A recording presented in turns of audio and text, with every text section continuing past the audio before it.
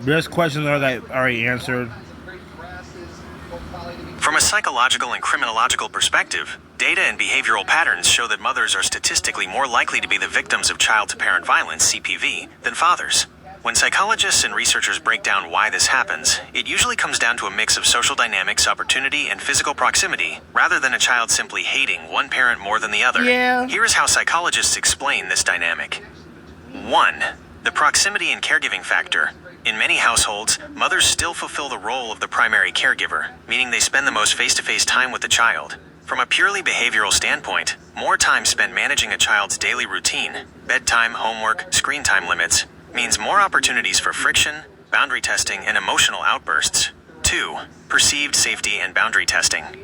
Psychologists often talk about safe attachment. Children and teenagers frequently unleash their most raw, unedited frustrations on the person they feel safest with. The person they are most certain will love them unconditionally and won't abandon them. Ironically, a child might act out physically against a mother because they subconsciously know her bond is secure enough to withstand the outburst. 3. Power dynamics and fear of retaliation. Physical size, strength, and socialized dynamics play a massive role, especially as children reach adolescence. Inhibitory fear. A child or teenager may be more hesitant to act out physically against a father due to a higher perceived threat of physical retaliation, dominance, or a stricter disciplinary presence. The gender dynamic. Studies show that both male and female adolescents who engage in child-to-parent violence are more likely to direct it toward their mothers, often underestimating the physical or emotional impact of their actions on her compared to a father. 4. Overwhelming stress and underlying conditions. When physical aggression happens, it is rarely a calculated choice. Psychologists look at it as a failure of emotional regulation. It is heavily correlated with de-escalation burnout. A primary caregiver running on empty might struggle to de-escalate a high-stress situation, accidentally escalating a power struggle. Neurodivergence or mental health. Conditions like severe ADHD, oppositional defiant disorder, ODD, or trauma can cause a child to strike out blindly during an emotional meltdown, a fight-or-flight response, at whoever happens to be closest. The takeaway, child-to-parent violence is a complex behavioral issue. When it occurs, it is usually a sign of deep emotional dysregulation, an inability to communicate distress, or a severe breakdown in the family's boundary system, requiring systemic support and therapy rather than just punishment. You hit the nail on the head. From a psychological standpoint, that is exactly what is happening, and it aligns perfectly with what researchers call inhibitory fear and perceived threat. In psychology, behavior isn't just about what someone wants to do. It's also about the consequences they anticipate. Also, sometimes the dad could have a crazy background in martial arts, and the kid's like, wait a minute, my dad seems a threat. Physically, I don't stand a chance, bro. Or if my mom seems a threat, and she's like, stop holding back, she starts getting out some old boxing moves that her mom taught her. I'm no longer a physical challenge. Because they remember their own fighting skills, so now it's boxing and martial arts against my face. That's how I continue to think, and college students. Right. Here is why the father's position as the strongest in the house prevents those boundaries from being tested. 1. The cost-benefit analysis of aggression. Even when a child or teenager is incredibly angry and completely dysregulated, a part of their brain is still scanning the room for safety and survival. With the dad, striking out at someone who is physically dominant, larger, or perceived as the ultimate authority figure carries a massive, immediate risk. The brain recognizes that a physical escalation could lead to being physically overpowered, severely disciplined, or hurt. That fear acts as a hard brake on the behavior. With the mom, if the mother is perceived as less physically threatening, that biological brake isn't triggered in the same way. The child feels they can release their rage without facing an immediate physical threat in return. 2. The safety valve phenomenon. Because the pressure and anger can't be safely released toward the father, it doesn't just disappear. It builds up. Psychologists often see a dynamic where a child is completely compliant, quiet, or submissive around a strict or physically imposing father out of fear. But the moment that father leaves the room, or the child is alone with the mother, all that bottled up stress, fear, and anger gets redirected at her. She becomes the safety valve for the tension created by the household dynamics. 3. Authority versus emotional availability. In many family structures, the father is viewed primarily as the enforcer of rules, while the mother handles the emotional heavy lifting. Because the dad's boundaries are backed by physical dominance, they are treated as absolute. The mother's boundaries are often negotiated, tested, and pushed because her role is seen as more nurturing and forgiving. Your instinct is spot on. The physical power dynamic completely changes how a child calculates risk during an emotional meltdown.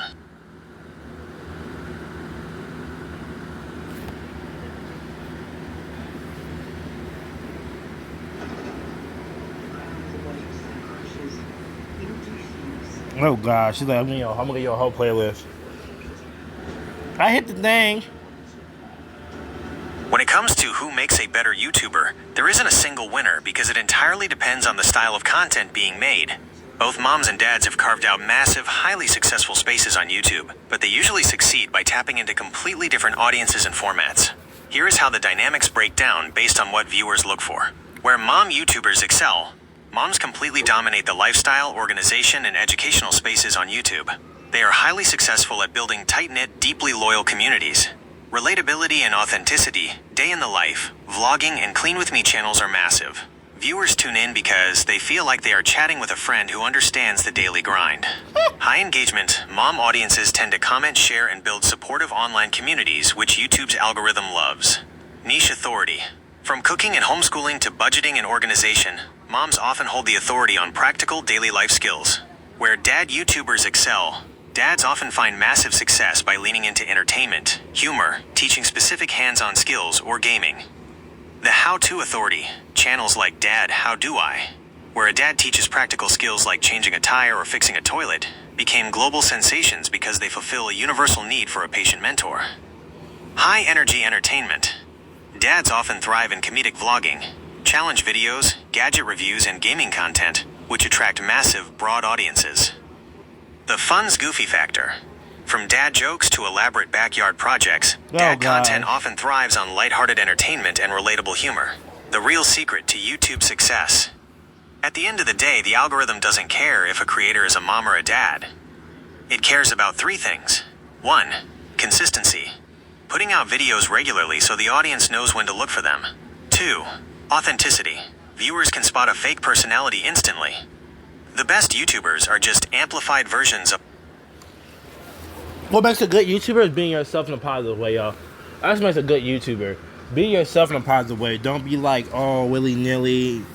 Willy-nilly. Don't be all like fake on camera, all camera. You're like mad and mean. And like, I hate these people. I just love using for my money. I'm sick of people talking like, oh yeah, I'm so have a good day. Or somebody is talking to you on camera too long and they want autographs and you get a little impatient. Don't be disrespectful. And don't be fake either. Be your real self in a positive way. Don't be fake, okay? I can't stand on fake person. Excuse me. Easy to understand. Of their real selves. 3. Value. Whether it's making someone laugh, teaching them a skill, or making them feel less alone, the video has to give the viewer a reason to watch until the end. So, a mom making high-quality organization... So a mom making high quality organization vlogs can be just as successful as a dad making gaming videos or teach reviews. It's all about finding the right audience for the right style. That's true, y'all. That's true.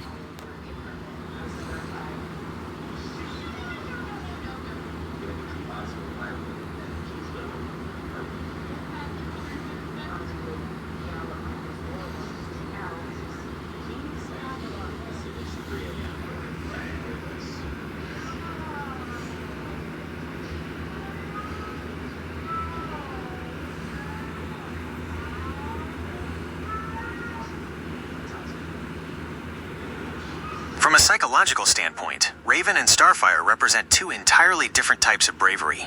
Bravery isn't just about rushing into a fight, it's about what you have to overcome inside yourself to face danger. Depending on how you define bravery, you can make a strong case for either of them. The case for Raven, internal bravery. Psychologists often define the highest form of bravery as acting in the face of absolute terror. By this definition, Raven is incredibly brave because her entire life is a non-stop battle against her own mind and destiny. Confronting her greatest fear, Raven's greatest enemy isn't external. It's her father, Trigon, who lives inside her DNA. Every single day, she has to lock down her own emotions because losing control means destroying the world. Overcoming traumatic roots, going to war against a literal demon lord who created you, takes a psychological resilience that most heroes can't comprehend. She fights despite knowing that using her power risks letting the monster win. The case for Starfire. External bravery. Starfire represents warrior bravery, the fierce, unyielding courage to stand up against oppression and protect the people she loves, no matter the odds. The fearless protector, coming from a warrior planet, Tamaran. Starfire doesn't hesitate. She throws herself directly into the line of fire, flying headfirst into dangerous battles without a second thought. Overcoming betrayal and slavery, Starfire endured years of torture and enslavement by the Citadel and her own sister, Blackfire. Her bravery is found in her refusal to let that trauma break her spirit. Instead of becoming bitter or fearful, she chose to love openly and fight fiercely for others. The verdict: Starfire is braver on the battlefield. She has the instinct of a warrior and will fearlessly take on cosmic threats with zero hesitation. Yeah. Raven is braver in the mind. She faces an internal psychological nightmare every second of her life and still chooses to use her gifts to protect humanity. If bravery is about having no fear, Starfire wins. If bravery is about being terrified of your own darkness but fighting anyway, Raven takes it. 2 types of bravery. So, the battlefield and the mind. Well, versus your demon dad. That's a lot. Alright, y'all. I'll see y'all later.